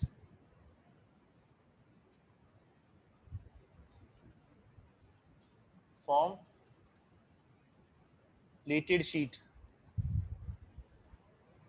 और शीट कौन से बॉन्ड से स्टेबलाइज्ड है? अगेन हाइड्रोजन बॉन्ड से स्टेबलाइज्ड है। Form pleated sheet stabilized by hydrogen bonds. Hydrogen bond है उन अमीनो एसिड्स के इन बिटवीन जो शीट में प्रेजेंट है। ठीक है, तो ये किस प्रोटीन का एग्जांपल है? Beta pleated sheet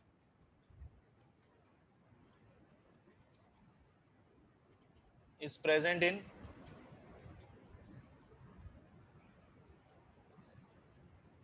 fibroin protein।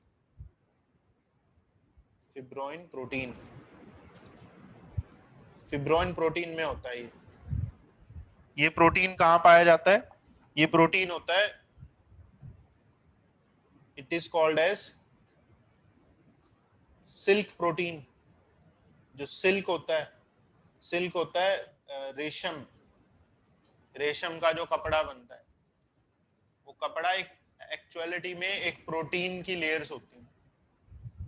Protein कौन सा है? फिब्रोइन। जो स्पाइडर का वेब होता है, मकड़ी का जो जाला होता है,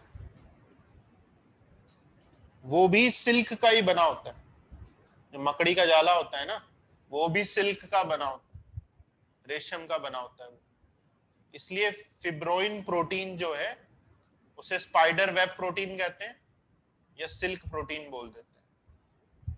सिल्क में भी होता है फिब्रोइन प्रोटीन और स्पाइडर के वेब में भी होता है, मकड़ी के जाले में भी होता है। जैसे कैरेटिन जो है, कैरेटिन हेयर में जैसे प्रेजेंट होता है, ऐसे ही ये इनमें प्रेजेंट है। ठीक है, तो ये हो गया यहाँ पे बीटा प्लेटेड शीट के बारे में। एक बार अभी एनसीईआरटी से इनकी इमेजेस देख लेते हैं। जैसे एनसीईआरटी में दोनों शीट यहाँ पर शो करी गई है। इसने अल्फा हेलिक्स भी यहाँ पर शोन करी है सेकेंडरी स्ट्रक्चर में, और ये बीटा प्लेटेड शीट भी करी है। हालांकि स्ट्रक्चर जो है वो कुछ भी समझ में ढंग से नहीं आ रहे, लेकिन स्टिल इसने शो कर रखी है। एक यहाँ पर नीचे अल्फा हेलिक्स को शो किया है जो मैंने आपको ड्रॉ कराया, cartoon showing secondary structure. Secondary structure में ये अल्फा हेलिक्स है। ठीक है, अल्फा हेलिक्स। कार्टून का मतलब क्या है यहाँ पे? कार्टून एक कंप्यूटर सॉफ्टवेयर प्रोग्राम होता है जिसमें ये सभी प्रोटीन के स्ट्रक्चर को एनालाइज किया जाता है। कंप्यूटर सॉफ्टवेयर प्रोग्राम्स होते हैं जिसके अंदर प्रोटीन के स्ट्रक्चर को एनालाइज करते हैं, उसे कार्टून कहते हैं। ठीक है, तो उस कार्टून प्रोग्राम में इस अल्फा हेलिक्स की शेप को देखा गया है, तो वो ये यहाँ पर मेंशन्ड है। नेक्स्ट, एक और फोल्ड मिलता है सेकेंडरी लेवल में। तीसरा जो फोल्ड है वो है कोलेजन हेलिक्स।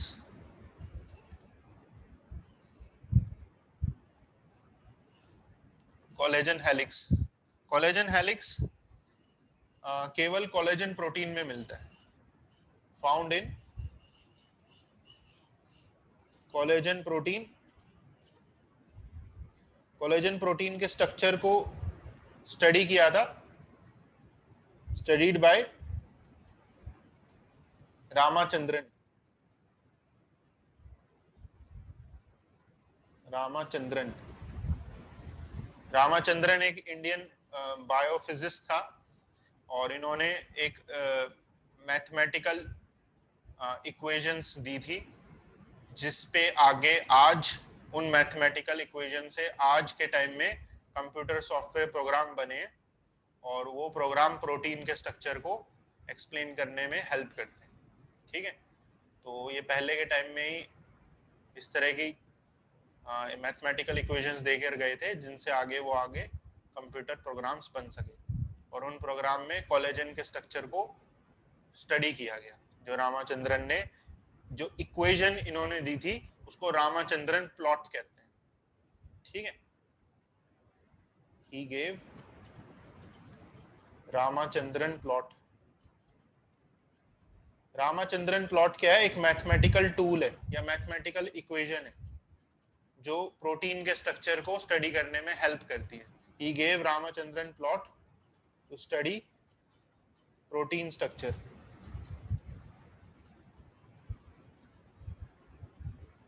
तो हमें वो इक्वेशन या प्लॉट पढ़ने की कोई जरूरत नहीं है, बस हमें इसका नेम ध्यान में रखना है। ठीक है, ये रामाचंद्रन ने प्रोटीन के स्ट्रक्चर को एक्सप्लेन करने में रोल था।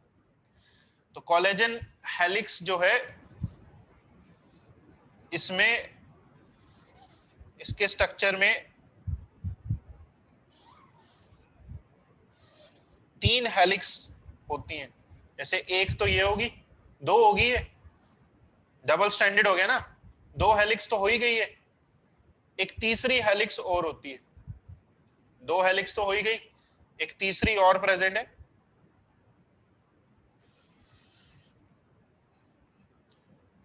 ठीक है, तो इन ए वे ये क्या है, ट्राई हेलिक्स है। ट्राई हेलिक्स, 3 अलग अलग हेलिक्स हैं जो आपस में जुड़ी हुई हैं हाइड्रोजन बॉन्डिंग से। तो लिखो, collagen is made of 3 helices joined by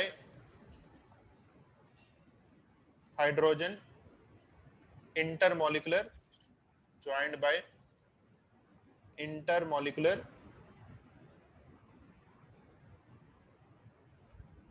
hydrogen bonds. Intermolecular hydrogen bond से इन हेलिसेस के इन बिटवीन जो है, उससे ये तीनों हेलिसेस आपस में जुड़ी हुई हैं। ठीक है, this hydrogen bond is between proline and hydroxyproline। जैसे कोलेजन प्रोटीन में प्रोलीन तो होता ही है, और प्रोलीन की मॉडिफाइड फॉर्म भी होती है हाइड्रोक्सीप्रोलीन, वो दोनों प्रेजेंट होते हैं। This hydrogen bond is between proline and hydroxyproline and called as, इस हाइड्रोजन बॉन्डिंग को बोलते हैं locking effect. Locking effect, locking effect का मतलब क्या है कि जिससे ये तीनों हेलिक्स आपस में लॉक हो गई, आपस में जुड़ गई। किस किस के बीच में हाइड्रोजन बॉन्डिंग है, प्रोलीन और हाइड्रोक्सीप्रोलीन। हाइड्रोक्सीप्रोलीन प्रोलीन से ही फॉर्म होता है, लास्ट लेक्चर में हमने पढ़ा था, और ये कोलेजन के स्ट्रक्चर में होता है प्रेजेंट। तो कोलेजन में 3 अलग अलग हेलिसेस होती हैं, और वो हेलिसेस आपस में एक दूसरे के साथ लॉक होती हैं थ्रू हाइड्रोजन बॉन्ड्स। ठीक है, तो हमने यहाँ पर केराटिन प्रोटीन पढ़ा जिसमें अल्फा हेलिक्स है, फिब्रोइन में बीटा प्लेटेड शीट है, और कोलेजन में ये कोलेजन हेलिक्स है। तो ये 3 अलग अलग टाइप के क्या हैं, सेकेंडरी स्ट्रक्चर है जो डिफरेंट प्रोटीन्स में मिल जाते हैं। तो ये कंप्लीट हो गया यहाँ पर सेकेंडरी स्ट्रक्चर। अब हम पढ़ेंगे तीसरा स्ट्रक्चर प्रोटीन का, टर्शरी स्ट्रक्चर।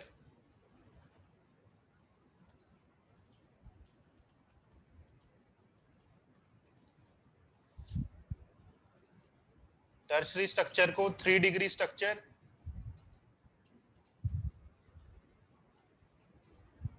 या टर्शरी लेवल 3 डिग्री स्ट्रक्चर या 3D स्ट्रक्चर, इस तरह से नेम किया जाता है।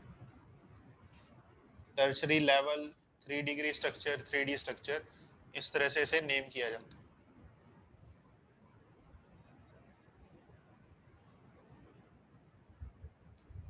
ठीक है, टर्शरी स्ट्रक्चर कौन से प्रोटीन्स का होता है? ऐसे प्रोटीन्स का होता है टर्शरी स्ट्रक्चर जिन प्रोटीन्स की शेप स्फेरिकल शेप है। जिन प्रोटीन्स की शेप कैसी है, स्फीयर की फॉर्म में, उनका होता है टर्शरी स्ट्रक्चर। सेकेंडरी स्ट्रक्चर में जैसे हमने केराटिन पढ़ा, फिब्रोइन पढ़ा, या ये कोलेजन पढ़ा, इनकी शेप होती है इलोंगेटेड, ये सिलिंड्रिकल शेप के होते हैं। लंबे लंबे होते हैं सिलेंड्रिकल शेप के, जो सेकेंडरी स्ट्रक्चर में हमने प्रोटीन पढ़े। टर्शरी में कैसी शेप होती है? स्फेरिकल शेप की होते हैं। तो लिखो इसमें, study of spherical shaped proteins, जिनकी शेप स्फेरिकल है,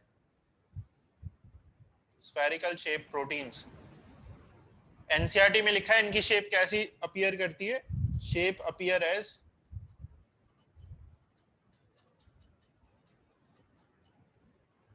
होलो woollen ball, hollow woollen ball.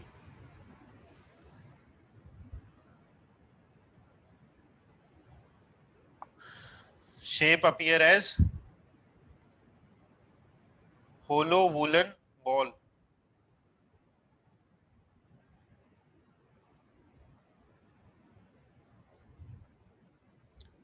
Hollow woollen ball का मतलब क्या है? जैसे आपने कभी अगर देखा हो, जो कोई पर्सन है जैसे जो स्वेटर बुन रहा है, वुलन स्वेटर जो है बुन रहा है, सिलाई कर रहा है, तो देखा हो ऊन का एक गोला बना लेते हैं, जो ऊन होती है उसका एक गोला बना लेते हैं उसको रैप करके। तो वो गोला क्या है? एक स्फेरिकल शेप का होता है ना, जो ऊन का गोला होता है वो स्फेरिकल शेप का होता है, उसी को वुलन बॉल यहाँ पर लिखा हुआ है। लेकिन इमेजिन करो वो वुलन बॉल अंदर से क्या है? होलो है, अंदर से वो खाली है। ऐसे सोच लो, एक वुलन बॉल है, गोल बॉल है, लेकिन वो अंदर से क्या है? खाली है। इस तरह से इमेजिन कर लो। तो ऐसा स्ट्रक्चर होता है सेकेंडरी स्ट्रक्चर के, सॉरी टर्शरी स्ट्रक्चर में, जो प्रोटीन्स हम पढ़ रहे हैं, spherical shape proteins. Next,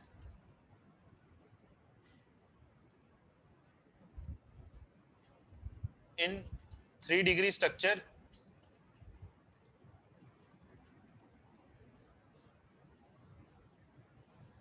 several bonds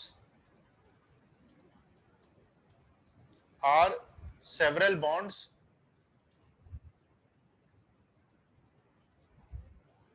which are present in proteins, which are present in protein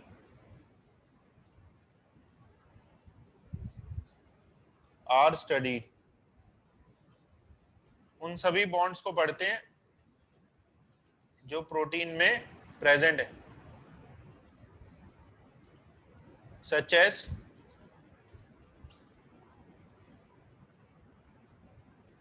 disulphide bond,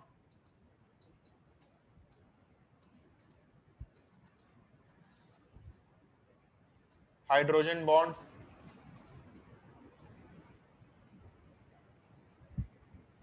ionic bonds,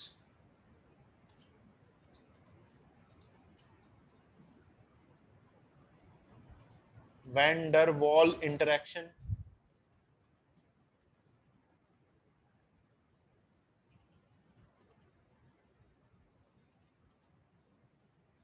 hydrophobic और हाइड्रोफिलिक बॉन्ड।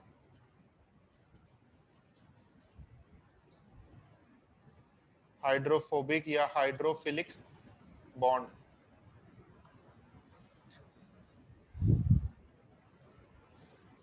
कोई भी डिफरेंट टाइप के बॉन्ड्स जो प्रोटीन में होते हैं, पेप्टाइड बॉन्ड तो देखो होता ही है प्रोटीन में, उसके अलावा और कोई भी बॉन्ड है। जैसे सेकेंडरी स्ट्रक्चर में हमने केवल हाइड्रोजन बॉन्ड पढ़ा था, लेकिन प्रोटीन में हाइड्रोजन बॉन्ड के अलावा और दूसरे बॉन्ड भी मिल जाते हैं अगर प्रोटीन की शेप स्फेरिकल है। उस स्फेरिकल शेप को बनाए रखने के लिए बहुत सारे बॉन्ड्स चाहिए होते हैं। हाइड्रोजन बॉन्ड तो हो गई, उसके अलावा डाइसल्फाइड बॉन्ड भी होता है। डाइसल्फाइड बॉन्ड मैंने लास्ट लेक्चर में आपको पढ़ाया था, एक अमीनो एसिड जो है वो डाइसल्फाइड बॉन्ड बनाता है। कौन सा अमीनो एसिड था वो? इसके अलावा आयोनिक बॉन्डिंग भी हो सकती है, जो पोलर अमीनो एसिड्स हैं वो आयोनिक बॉन्डिंग कर सकते हैं। सिस्टीन सिस्टीन जैसे डाइसल्फाइड बॉन्ड बनाता है, ठीक है। आयोनिक बॉन्डिंग किस में बनेगी? कोई एक पोलर अमीनो एसिड है जिसपे चार्ज है, वो आयोनिक बॉन्ड बना सकता है। वैन डर वाल इंटरेक्शन एक अट्रैक्टिव फोर्स होती है। हाइड्रोफोबिक बॉन्ड वो बनाएंगे जो नॉन पोलर अमीनो एसिड है। जो अमीनो एसिड कैसे हैं? नॉन पोलर है। जैसे न्यूट्रल अमीनो एसिड जो सबसे पहली कैटेगरी थी, एलेनिन, ग्लाइसिन, वो सारे नॉन पोलर है, उन पे कोई चार्ज नहीं होता, वो सारे हाइड्रोफोबिक बॉन्ड बनाएंगे। हाइड्रोफोबिक मतलब जो नॉन पोलर है वो एक दूसरे से अट्रैक्टेड होते हैं, और जो पोलर होते हैं वो एक दूसरे से अट्रैक्टेड होते हैं। जब पोलर एक दूसरे से अट्रैक्टेड होंगे तो उसे हाइड्रोफिलिक बॉन्ड कह देंगे। हाइड्रोफिलिक का मतलब क्या है? जब पोलर अमीनो एसिड एक दूसरे की तरफ अट्रैक्ट हो। जब नॉन पोलर अट्रैक्ट हो तो उसे हाइड्रोफोबिक कह देंगे, ठीक है। लिख लो, हाइड्रोफोबिक में लिख लो in between non polar amino acids, और हाइड्रोफिलिक में लिख लो in polar amino acids.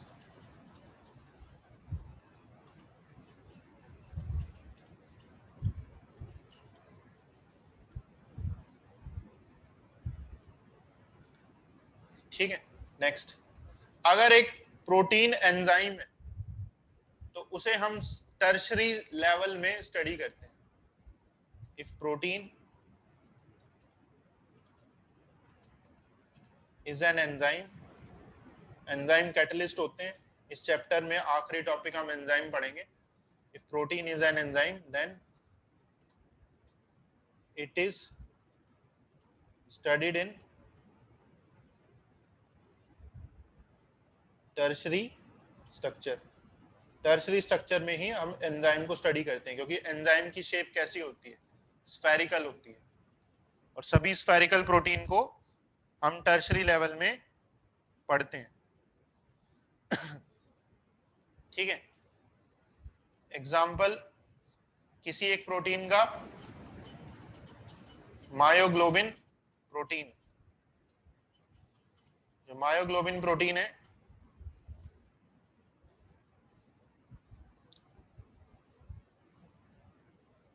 It has tertiary structure. ये मायोग्लोबिन प्रोटीन ऐसा प्रोटीन होता है, इसका टर्शरी स्ट्रक्चर होता है, मतलब इसकी शेप कैसी रहेगी? स्फेरिकल शेप का ये प्रोटीन होता है, इसलिए इसका टर्शरी स्ट्रक्चर होता है, ठीक है। नेक्स्ट, आखिरी है, आखिरी जो लेवल है प्रोटीन का। अच्छा, टर्शरी स्ट्रक्चर की एक बार आप शेप देख लो एनसीईआरटी में। जैसे एनसीईआरटी में दो शेप शो करी गई है टर्शरी स्ट्रक्चर की। एक शेप तो ये है यहाँ पर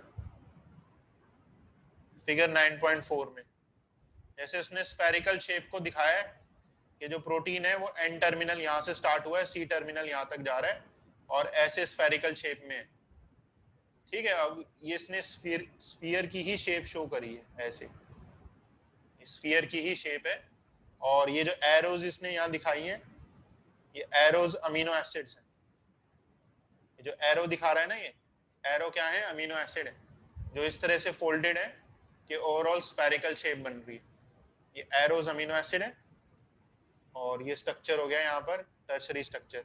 और ग्राफिकल इमेज में उसने टर्शरी स्ट्रक्चर जैसे यहाँ दिखा रखा है, ये स्फेरिकल शेप का कोई एक प्रोटीन है, और स्फेरिकल शेप प्रोटीन में दो बॉन्ड्स दिखा रखे हैं, एक हाइड्रोजन बॉन्ड दिखा है और एक डाइसल्फाइड बॉन्ड दिखा है, जिससे वो स्टेबलाइज्ड है। इसके अलावा और दूसरे बॉन्ड्स भी होते हैं, ठीक है। तो ये भी स्फेरिकल शेप का हो गया टर्शरी स्ट्रक्चर।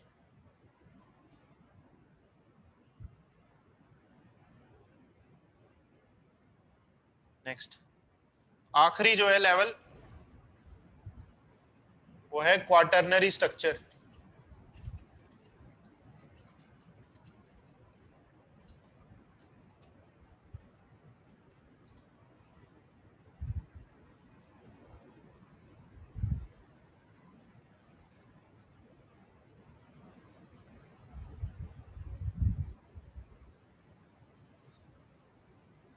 क्वाटरनरी स्ट्रक्चर, इसको हम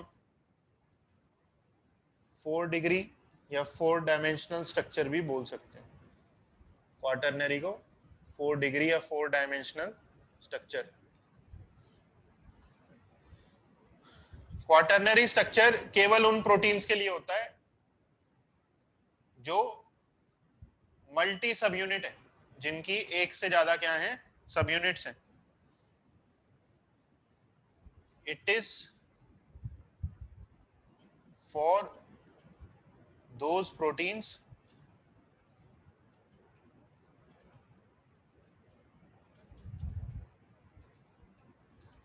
विच आर मल्टी सब यूनिट। जैसे हमने स्टार्टिंग में पढ़ा था ना, सिंगल यूनिट और मल्टी सब यूनिट। तो जो मल्टी सब यूनिट वाले प्रोटीन है उनका क्वाटरनरी स्ट्रक्चर होता है। हर प्रोटीन का क्वाटरनरी स्ट्रक्चर नहीं होता है, केवल मल्टी सब यूनिट वालों का होता है।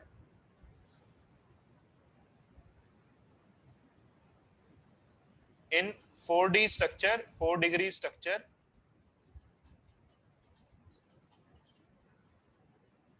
फाइनल अरेंजमेंट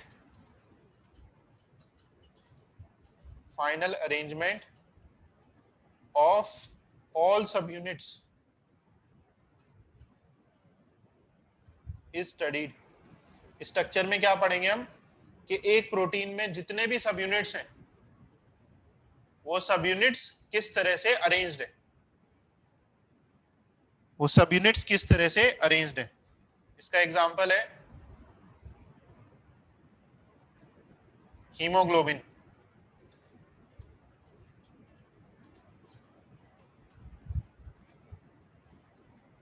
जो हीमोग्लोबिन प्रोटीन है, इस प्रोटीन में 4 सब यूनिट्स होते हैं या 4 पॉलीपेप्टाइड्स हैं। इसमें 4 सब यूनिट्स या 4 पॉलीपेप्टाइड्स हैं। क्या नेम करते हैं उन्हें? Alpha 2, beta 2। 2 अल्फा के सब यूनिट है और 2 बीटा के सब यूनिट है इस प्रोटीन में। तो इसके स्ट्रक्चर को हम किस तरह से रिप्रेजेंट करते हैं?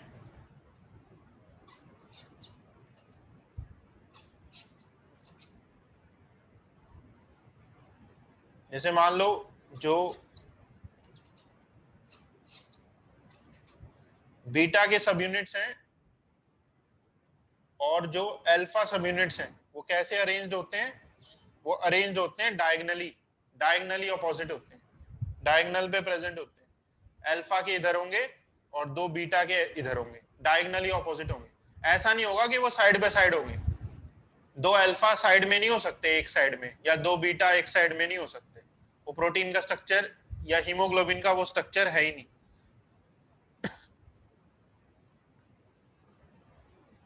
स्ट्रक्चर कौन सा है यहाँ पर हीमोग्लोबिन का? कि उसके अल्फा और बीटा यूनिट्स एक दूसरे के, 2 अल्फा एक दूसरे के डायगनली ऑपोजिट है, 2 बीटा भी एक दूसरे के डायगनली ऑपोजिट प्रेजेंट है। तो ये जो फाइनल अरेंजमेंट हमने पढ़ी है इसे बोलते हैं क्वाटरनरी स्ट्रक्चर। ठीक है। अब इस क्वाटरनरी स्ट्रक्चर में जो एक सब यूनिट है उस सब यूनिट को हम टर्शरी स्ट्रक्चर तक पढ़ते हैं।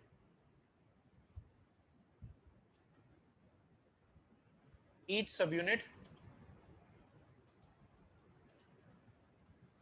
subunit is studied till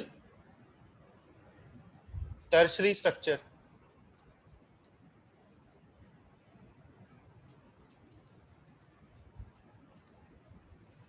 हर सब यूनिट को हम टर्शरी स्ट्रक्चर तक स्टडी करते हैं और फिर फाइनली देखते हैं कि वो सभी सब यूनिट्स किस तरह से फाइनली अरेंज्ड है, और उस फाइनल अरेंजमेंट को क्वाटरनरी स्ट्रक्चर बोलते हैं।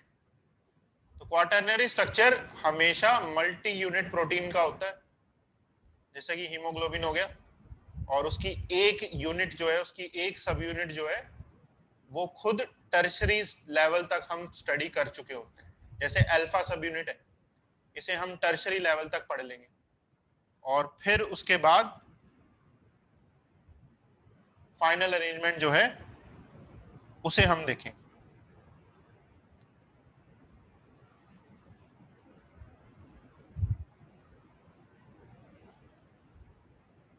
ठीक है, तो ये कंप्लीट हो गया है यहाँ पर लेवल्स ऑफ प्रोटीन स्ट्रक्चर। इस फाइनल अरेंजमेंट को भी एक बार एनसीईआरटी से हम देख लेते हैं। जैसे एनसीईआरटी में जो क्वाटरनरी स्ट्रक्चर शो किया है उसमें देखो इसने इसने दो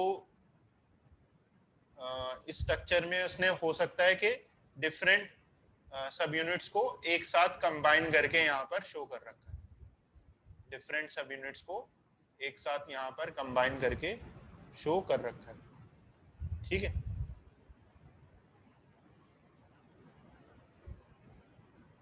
तो आज का लेक्चर मैं यहाँ पर एंड कर रहा हूँ। ऑलमोस्ट ये टॉपिक ओवर हो गया है प्रोटीन का। ठीक है, एप्लीकेशंस ऑफ प्रोटीन या एक छोटा सा टॉपिक है टाइप्स ऑफ प्रोटीन, वो एक्स्ट्रा टॉपिक है, पैकेज में गिवन है। ठीक है, हाफ एन आवर का, उसे हम नेक्स्ट क्लास में पढ़ लेंगे। तो ऑलमोस्ट ये टॉपिक यहाँ पर ओवर है।